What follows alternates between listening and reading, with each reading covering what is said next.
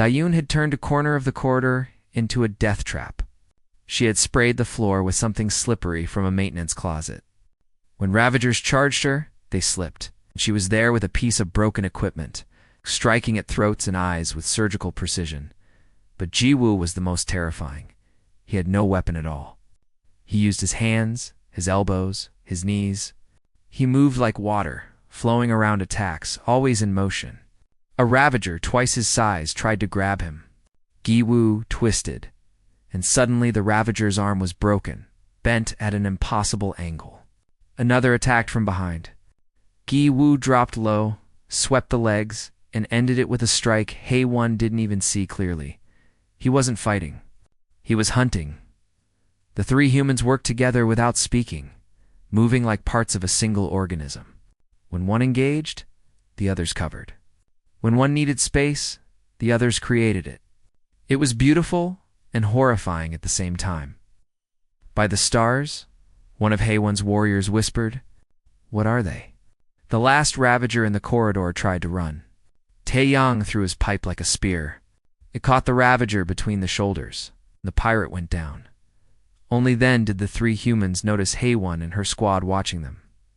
Jiwoo straightened up. His suit was torn and splattered with blood. His breathing was controlled, steady. He looked at HFY with those tired eyes, and she saw something in them that made her take an involuntary step back. "The eastern section is clear," he said calmly, as if he had just finished a routine inspection, instead of killing 15 Ravagers with his bare hands. "How... ... One couldn't finish the question. "We need to move," Dayun said, checking her stolen datapad. "They've taken hostages in the diplomatic wing. 23 beings, including children." Children. Jiwoo's voice didn't change, but something in the air seemed to shift. "Yes, sir. The student delegation from the Morphean depths, they were scheduled to tour the ship today." Gu closed his eyes for just a moment. When he opened them, HFY saw that thing again. That dangerous thing she had glimpsed in the conference room. "We're going to get them back," he said quietly. "The Ravagers have that entire section locked down," HFY heard herself say. "My tactical team is planning an assault, but it will take time. We need to be careful not to endanger the hostages. We don't have time," Taeyang said. "Ravagers don't keep hostages long. They'll start executing them to make demands." "Then we go now," Jiwoo said. He looked at HFY. "You can come with us, or you can wait for your tactical team. Your choice." It wasn't a challenge.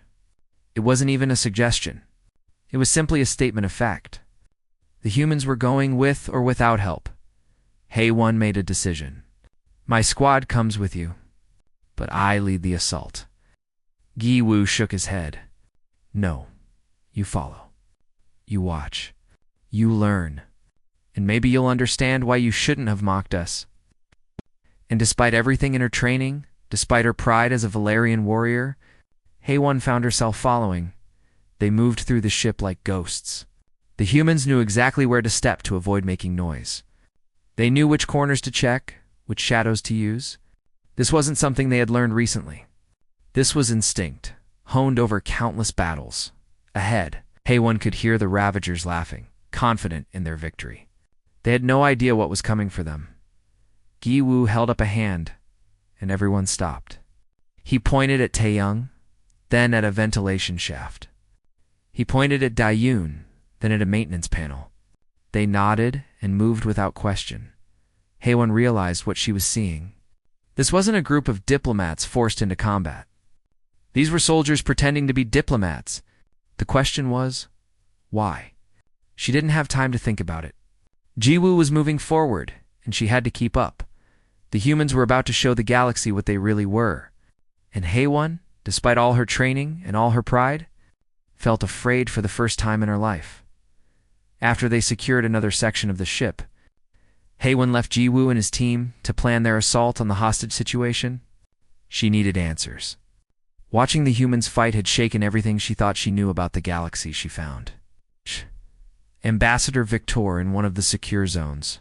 A reinforced section of the ship where non-combat personnel had gathered. The Krell delegate was tall and insectoid. With multiple eyes and a chitinous body that gleamed like polished metal, Commander Haywan. He greeted her with a clicking sound that translators turned into words. I wondered when you would come asking questions. You know something, she said. It wasn't a question. Everyone knows something about humans, except me. Why didn't anyone tell me? Victor's mandibles twitched in what might have been amusement or concern. Come with me. There are things you need to see. He led her to a computer terminal in a small office. With his many jointed fingers, he accessed the Council's restricted archives. Files appeared on the screen, all marked with the highest security classifications. What you are about to learn is not hidden, exactly, Victor explained. But it is not advertised either. The Council has an unofficial policy about new species. We let them discover certain truths on their own. What truths? Victor pulled up a file labeled Earth, Planetary Classification. One read the document, and with each line, her 3 hearts beat faster. Earth was classified as a Class 12 death. World, the scale only went to 12. The planet's gravity was nearly double what most species considered comfortable. Its atmosphere contained oxygen at levels that would be toxic to many beings. The atmospheric pressure at sea level could crush unprotected visitors from lower gravity worlds, but worse than the planet itself was its life. Earth's biosphere was a constant war zone. Predators hunted prey with sophisticated strategies. Prey evolved elaborate defenses. Microscopic organisms waged invisible battles inside every living thing.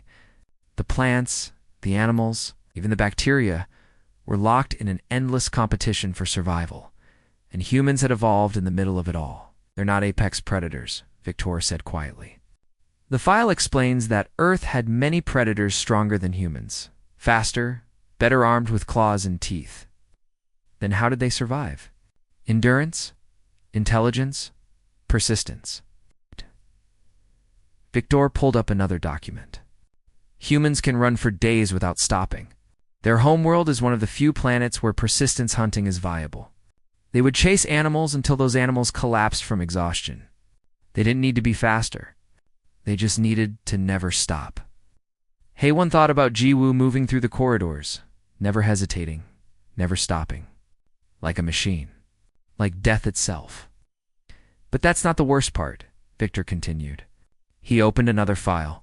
This is their history. What Haywan saw made her feel sick. Humans had been at war for their entire existence. Not just survival wars against predators, but wars against each other. Tribe against tribe.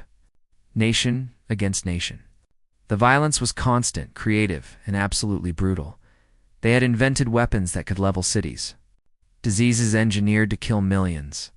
Strategies so cruel that even the Ravagers would hesitate. They fought each other for tens of thousands of years, Victor said. They developed tactics and strategies that we still don't fully understand. Every human child grows up learning from this history. It's in their stories, their culture, their very DNA. He pulled up battlefield reports from the last 2 centuries. Since humans had joined the galactic community, the colony wars, the siege of Proxima, the defense of New Sol, every conflict showed the same pattern. Humans didn't just fight. They adapted, they improvised. They refused to surrender even when any rational species would have given up. One report caught Haywan's attention. The Battle of Kepler Station. A human merchant ship called Indomitable had been caught by pirates. The ship was barely armed, with a crew of only 20. The pirates had 3 warships. The humans won. They turned their cargo into improvised weapons. They vented atmosphere to create confusion. They rammed one pirate ship with their own vessel, knowing it would probably kill them all, but taking the risk anyway. 15 humans survived. All 3 pirate ships were destroyed. They call it rage, Victor explained. But that's not quite accurate. It's more like a switch that flips in their minds. In normal life, humans are peaceful, friendly, even kind. But when threatened, when their survival instinct activates, they become something else entirely. I mocked them, Haywan whispered. I called them weak. Yes, you did. Victor's multiple eyes all focused on her. And now you've seen what happens when you push them. But Jiwoo isn't raging. He's calm, controlled. It's even more dangerous, Victor said. Rage is emotional. It burns hot and fast. What Ji Woo is showing you is calculated, professional. That's the difference between a human pushed to violence and a human trained for it. He pulled up one more file. This one was heavily encrypted, marked with warnings about psychological trauma and restricted access. Oh. This is GOO's service record, or rather what's been declassified. Haewon read, in growing horror, Captain Park Ji-woo had served in the Human Defense Forces for 20 years. He had commanded ships in combat zones, fought against pirates and hostile species, and earned commendations for bravery and tactical brilliance.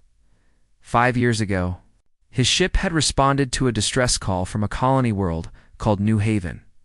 The colony was small, mostly families and researchers. It was supposed to be safe. Ravagers had attacked it.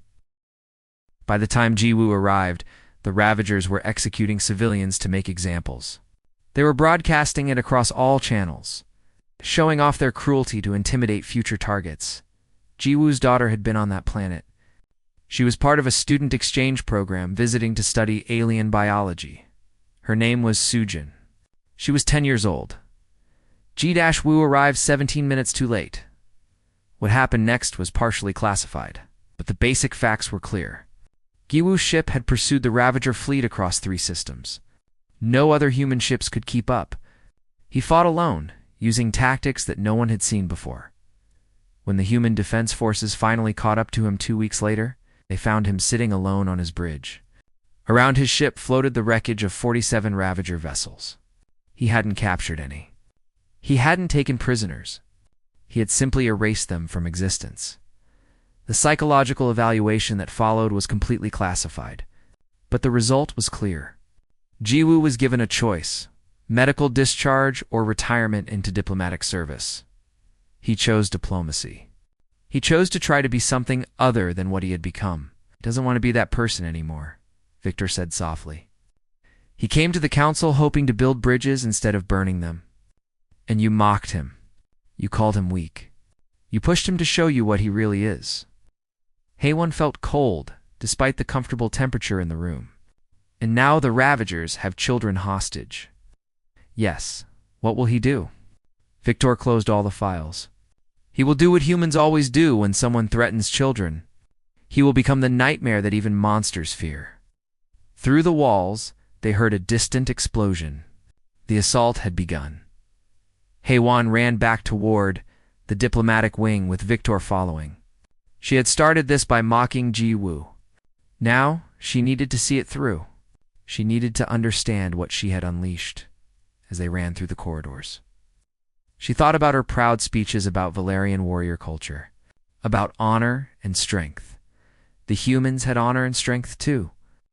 They just wrapped it in such soft words and quiet manners that you didn't see it until too late. By then, you were already dead. Haewon reached the diplomatic wing just as the Ravagers made their first broadcast. Large screens throughout the ship flickered to life, showing a massive Ravager captain with cybernetic implants covering half his face. His name was Crexus, and he was infamous across the galaxy for his cruelty. "Attention, Council ship," Crexus growled. His voice was like rocks grinding together. "We have 23 hostages, including 12 children. You will surrender this vessel within 1 hour, or we start executing them. To prove we're serious, here's what happens to those who resist." The screen changed. A young Morphean diplomat, barely into adulthood, was pushed forward by Ravager guards. The Morphean's water-filled environmental suit was cracked, and he was gasping for air. No. Someone screamed from the crowd of evacuees watching the broadcast. Crexus pulled out a blade and drove it through the young diplomat's suit. Water and blood spilled across the floor. The Morphean collapsed, drowning in air. The screen went black. Haewon felt rage burn through her. This was beyond combat. This was murder for entertainment.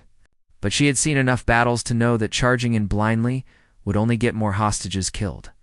She found Ji-woo standing in a side corridor, staring at a blank wall. Tae-yong and Dae-yoon stood behind him, quiet and watchful. "Ambassador," Haewon began. "I'm not an ambassador right now," Ji-woo said softly. His voice was flat, emotionless. That scared her more than shouting would have. Sir, Dayun said carefully. The tactical situation is complex. They have hostages spread across 3 rooms. Heavy weapons at all entrances. Sensor jamming, preventing accurate counts. They killed a child, Gi-woo said. Yes, sir. How old? 23, by Morphean standards. Equivalent to human 16. Gi-woo's hands clenched into fists. For a moment, Haewon saw his mask crack. She saw grief so deep it seemed bottomless, rage so cold it burned, and something else she couldn't name. Then the mask came back. His hands unclenched. His breathing steadied. Taeyong, he said quietly. Do you remember the Callisto extraction? Yes, sir. But that was against criminals who wanted to live. These Ravagers won't surrender. I know. I'm counting on it. Haewon stepped forward. What are you planning? Ji-woo finally looked at her. His eyes were empty. Not cruel, not angry, just empty. Like looking into a void. I'm going to give them one chance to surrender, he said. If they refuse, I'm going to end this. You can't go in there alone. Your squad fights with honor, Ji-woo interrupted. They follow rules of engagement. They try to capture enemies when possible. That's good. That's how it should be. Paused. But I'm not going to fight with honor today. I'm going to fight to win. And I don't want your warriors to see what that looks like. Before Haewon could respond, Ji-woo walked past her toward the diplomatic wing. Taeyong and Dayun followed without question. She wanted to stop them. She wanted to follow her training, call for backup, plan a proper assault. But something in Ji-woo's voice made her stay where she was. Victor appeared beside her. You asked what he would do, the Krell said quietly. Now you'll see. Gu approached the main barricade the Ravagers had set up. 6 heavily armed pirates stood guard, weapons pointed at the empty corridor. I want to speak to Crexus, Ji-woo called out. His voice echoed in the silence. The Ravagers laughed. One of them, a massive creature, with 4 arms like Haewon species, but twisted and scarred, shouted back. The human wants to talk. Should we kill another hostage to motivate him? Tell Crexus that Captain Park Ji-woo wants to offer terms of surrender, Ji-woo said calmly. The laughter stopped. Several Ravagers exchanged glances. You're surrendering? One asked, confused. No, I'm offering you the chance to surrender. This is your only opportunity. Release the hostages, and you'll be taken as prisoners according to council law. Refuse, and there won't be enough left of you to identify. More laughter, but it sounded nervous now. A screen flickered on near the barricade. Crexus appeared, his cybernetic eye glowing red. Captain Park? I've heard of you. The Ghost of New Haven, they call you. The man who killed 47 ships alone. Then you know I'm not bluffing. I know you're one man with 2 soldiers against 300 Ravagers. I know you're armed with improvised weapons. I know you can't possibly win. Crexus leaned closer to his camera.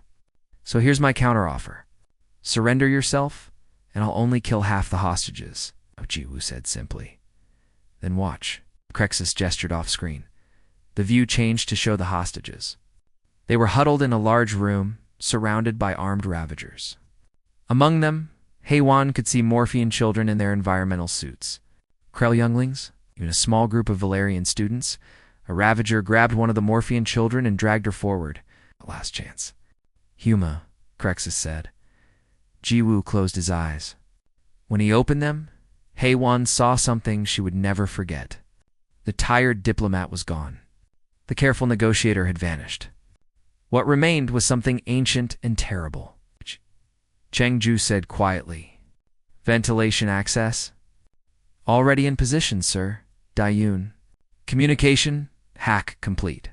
I can shut down their internal systems on your mark. The lights in the diplomatic wing went out.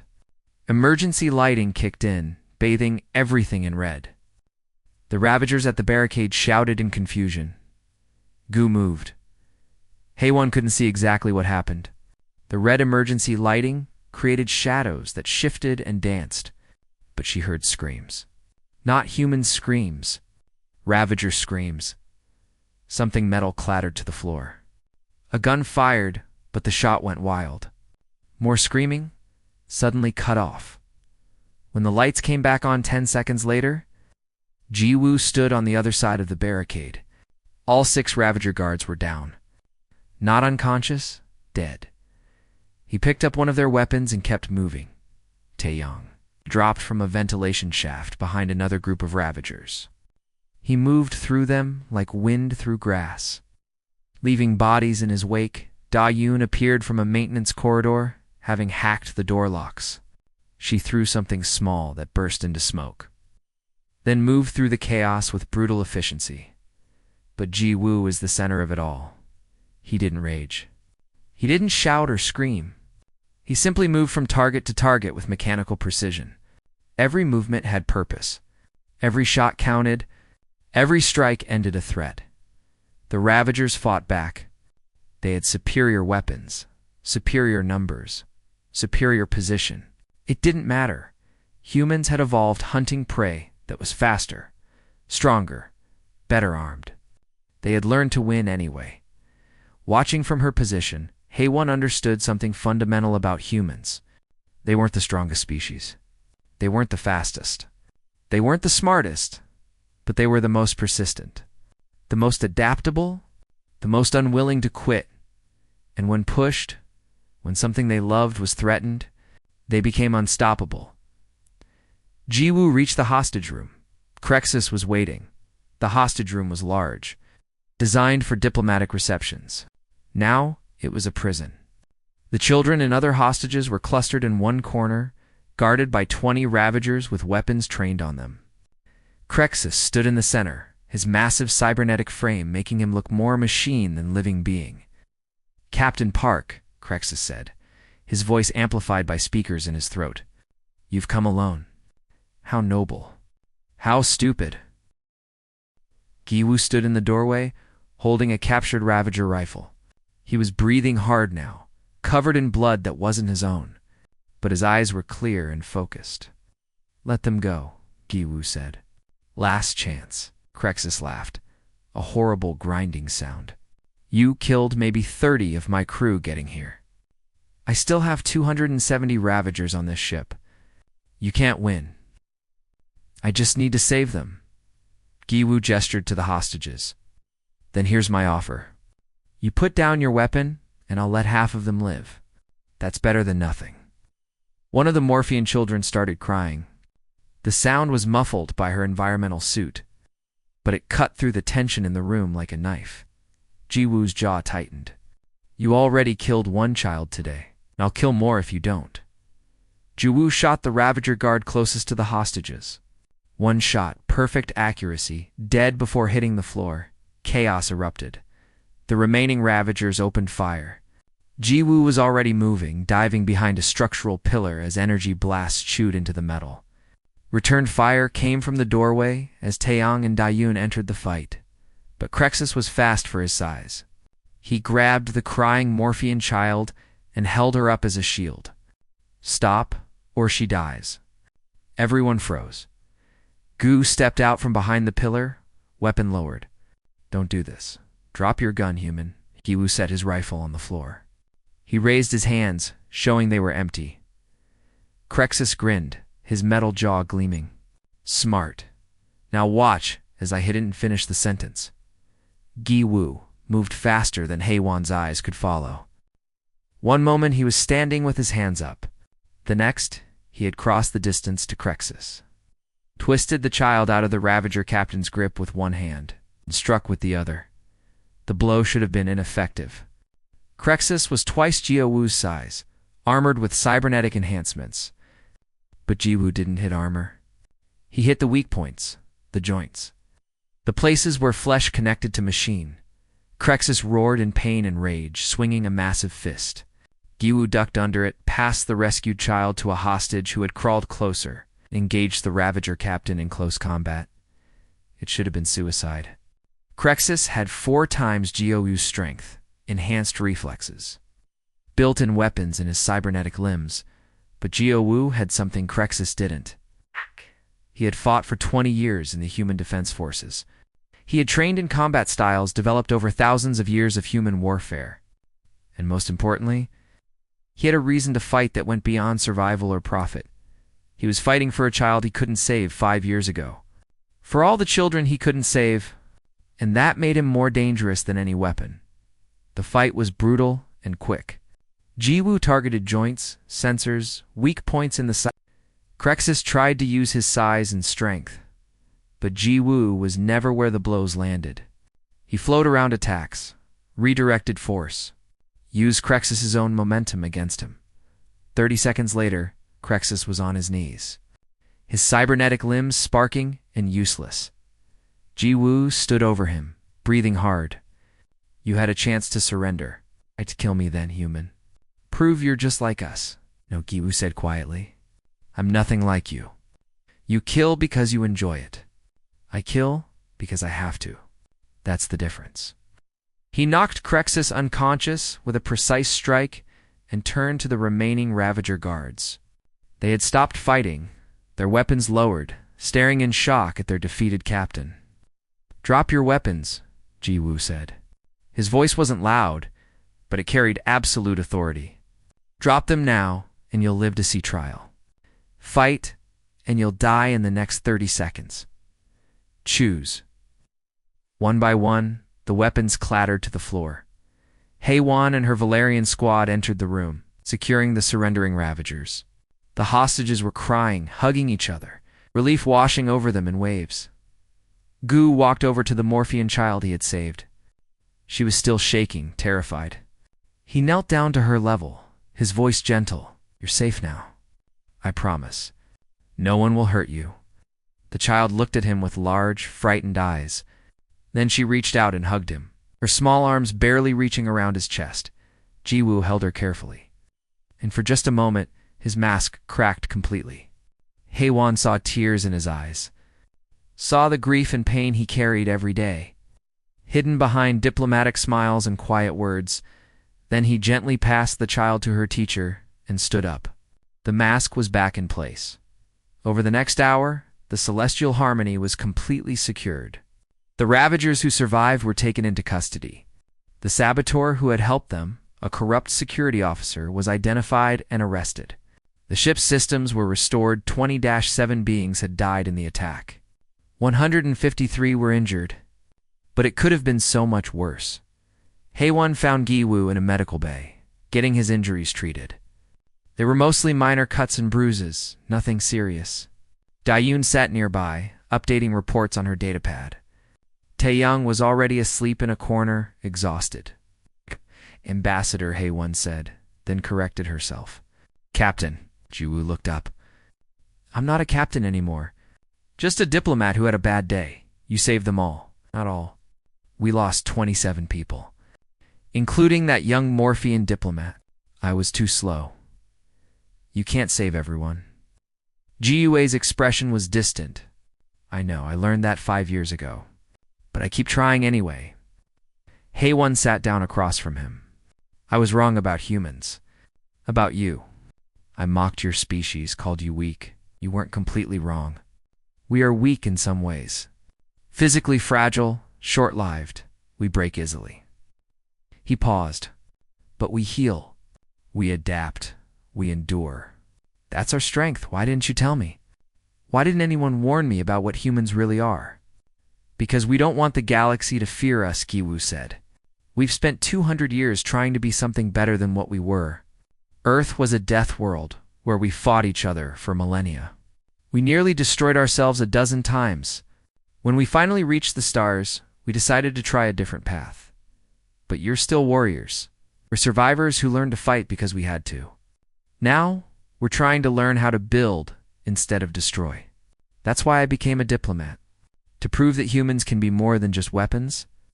Haewon thought about everything she had seen. You succeeded.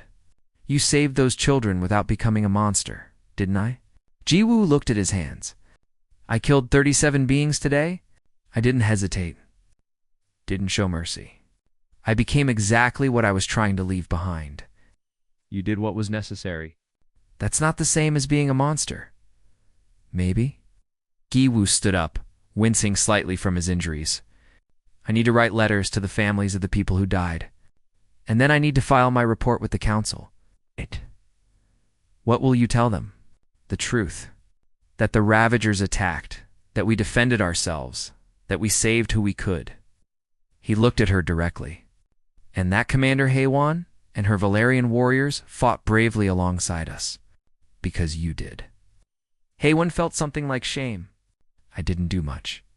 I mostly just watched. You came when you didn't have to. You followed us into danger. You helped secure the hostages. That matters. Before she could respond, Jiwoo turned to leave. Then he paused. Commander, in your report, please include something for me. Tell the council that humans are tired of fighting. Tell them we came to the stars hoping to find peace, not more war. And tell them that if they push us, if they threaten what we care about, they'll discover that humans are very, very good at war. But we'd rather be friends. He walked out, leaving Haywan alone with her thoughts. 3 days later, the Galactic Council held an emergency session. The attack on the Celestial Harmony was discussed at length. New security protocols were established. The Ravager threat was taken more seriously and quietly, almost as a footnote. A new understanding was added to the Council's guidelines. Humans were to be treated with respect, not because they demanded it, but because they had earned it. Haywan submitted a formal apology to the human delegation and a commendation for their actions during the crisis on the last day before the delegations departed to their homeworlds. She found Jiwoo standing alone at an observation window, watching the stars. May I join you? She asked. Of course. They stood in silence for a while. I have a question, Haywan finally said. That day, 5 years ago, when you arrived too late, if you had been there 17 minutes earlier, would you have become a diplomat? Jiwoo was quiet for a long time. When he answered, his voice was soft. Maybe I would just be a father telling his daughter about the stars, teaching her about all the different species in the galaxy, helping her dream about a future where everyone lived in peace. I'm sorry, so am I. He turned from the window. But I can't change the past. I can only try to build a better future. That's what humans do. We endure, we survive, and we hope that tomorrow will be better than today. Haywan watched him walk away and understood something profound. Humans were terrifying not because of their capacity for violence, but because despite everything they had survived, everything they had lost, they still chose to reach for peace. That was more powerful than any weapon, more impressive than any warrior culture. It was hope. And hope, Haywan realized, was the most dangerous and most beautiful thing in the galaxy. The conference room aboard the Celestial Harmony was enormous, with curved walls that displayed the stars outside. Delegates from across the galaxy sat around a circular table that could seat 50 beings comfortably. The air smelled of different atmospheres mixed together, a chemical blend that allowed everyone to breathe. Commander Haywan sat with her forearms crossed, 2 over 2, watching the human delegation with barely hidden amusement. She was Valerian, a species known throughout the galaxy for their military strength and warrior culture. Her blue skin gleamed under the artificial lights. Her 3 eyes tracked every movement in the room with predatory focus. The human sat across from her. There were only 3 of them. Ambassador Jiwoo was in the center, a man who looked to be in his 40s by human standards. He wore a simple, dark suit, not the elaborate robes or armor that other species preferred. His black hair was streaked with gray, and his eyes looked tired. Very tired next to him sat Corporal Taeyang, a younger man with sharp features and alert eyes that never stopped scanning the room. On Jiwoo's other side was Lieutenant Dayun, a woman with her hair pulled back severely and a data pad always in her hands. Haywan found them pathetic. Humans had only been part of the Galactic Council for 200 years. They were newcomers, barely worth noticing. Their ships were slow, their weapons outdated, their planets few. They had nothing to offer except their strange insistence on peace and diplomacy. The current session was about trade routes through the Gamma sector. The Valerian Empire wanted exclusive rights. The Krell Collective disagreed. The Morphean Depths had their own concerns. It was a typical council argument that would take days to resolve. Gue raised his hand to speak. The gesture was so simple, so humble, that several delegates didn't even notice at first. "The human delegation recognizes Ambassador Ji Woo," announced the council speaker, a crystalline lux whose voice chimed like bells. Ji Woo stood slowly. "Thank you. I would like to propose a compromise.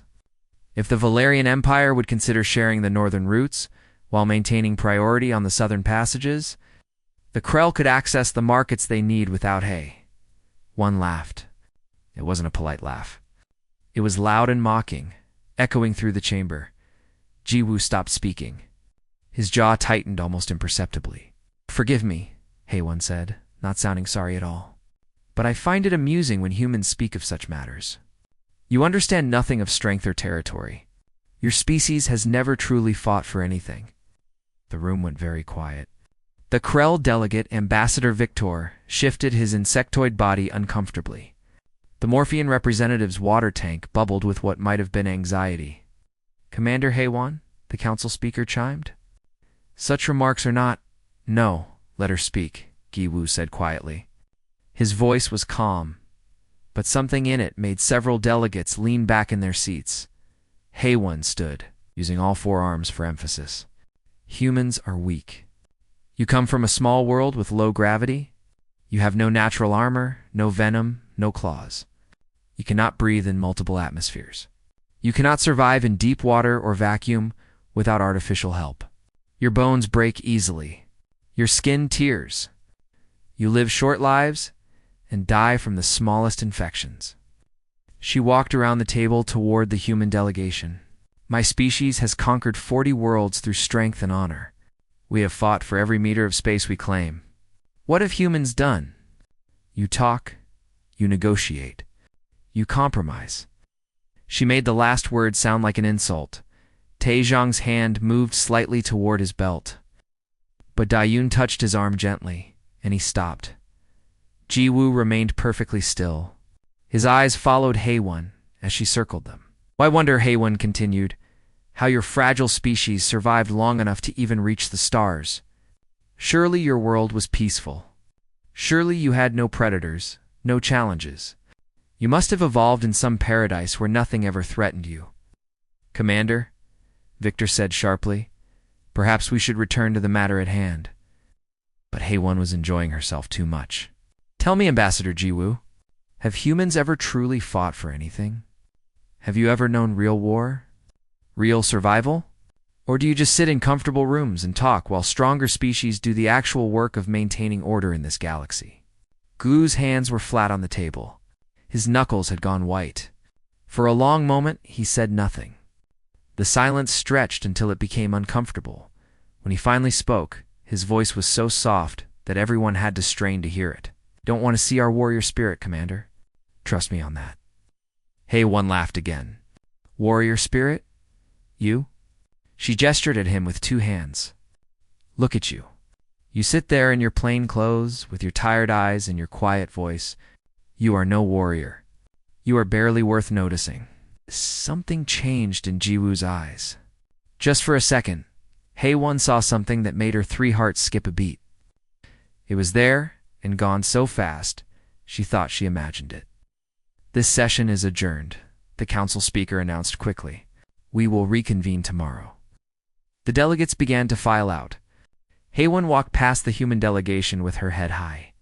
Satisfied that she had put them in their place, she didn't see the look that Victoria gave Ji Woo. She didn't notice how the other delegates gave the humans extra space as they left. She didn't hear Dayun whisper to her ambassador, "Sir, you should file a complaint." And she definitely didn't hear Ji Woo's response, "No, let it go." But Taeyong heard it, and he knew his commander well enough to be worried back in their quarters. The three humans sat in silence for a long time. "She doesn't know," Dayun finally said. "None of them tell the new species," Taeyong added. "It's like an unwritten rule. Let them figure it out themselves." Ji Woo stared out the viewport at the stars. "Maybe it's better that way. Maybe if they don't know, they won't be afraid. Or maybe," Taeyang said carefully, "they should be afraid. Maybe if they knew, They wouldn't. I didn't come here to scare people, Ji-woo interrupted. I came here to build bridges, to show that we're not what they think we are. But we are, sir, Dayun said gently. We can pretend. We can wear suits and sit at tables and talk for hours. But we're still what we are. Ji-woo turned away from the window. His face looked older somehow, more tired than before. Get some rest. Both of you. Tomorrow, we try again. After they left, Gi-woo opened a locked drawer in his desk. Inside was a photograph. A young girl, maybe 10 years old, smiling at the camera. She had his eyes and his smile. He looked at the photograph for a long time before putting it away and locking the drawer again. Outside the celestial harmony, the stars burned cold and distant, unaware that in 3 days, everything would change. The attack came during the night cycle, when most of the ship's crew was sleeping. The celestial harmony was a massive vessel, almost a small city in space. It housed over 2,000 beings from dozens of species, all working toward the goal of galactic peace. Hae-won was in her quarters when the first explosion hit. The walls shook. Alarms began screaming throughout the ship. She grabbed her weapons and rushed into the corridor, where other Valerian guards were already forming up. Report. She barked. Unknown vessels appeared out of nowhere, her second-in-command replied.